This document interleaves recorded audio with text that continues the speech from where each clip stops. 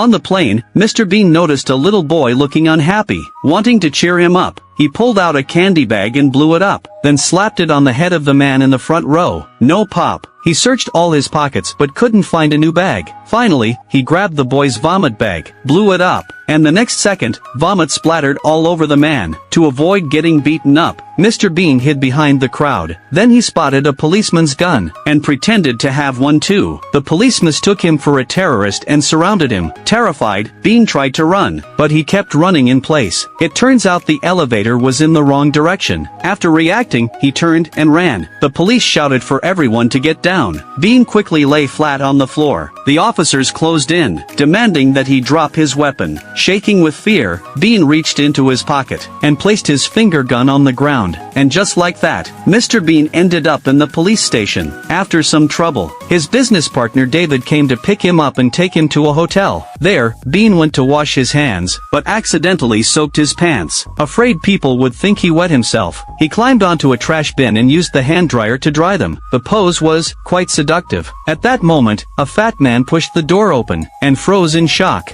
Bean quickly pretended he was changing a light bulb. As a result, a layer of skin was burned by the light bulb. He turned on the faucet to cool it down, but ended up wetting his pants again. With no choice, he covered himself with a flyer and went off to the meeting. Unfortunately, the fat man from the restroom was also an executive. Both of them stood there awkwardly. When looking at the painting, Mr. Bean sticks close to David. The curator was very confused, and David himself looked confused. When both of them stepped away, Mr. Bean quickly stuck to the wall. Then he noticed a fan. With sudden inspiration, the fan turns a little bit, he moves a little bit, and actually managed to dry his pants. Hands in his pockets, he strutted proudly, as if to show off his pants to everyone. In the evening, David brought Mr. Bean home. The curator came to visit, but with David's wife not home, who was going to cook? Bean dug out some expired hot dogs and onions, and finally set his eyes on the turkey. Together, they stuffed it into the oven. After finishing, press it firmly with your feet. Then they served a plate of raw onion sashimi for the curator to try. But whether it would be a pleasant surprise or a horrifying shock was anyone's guess.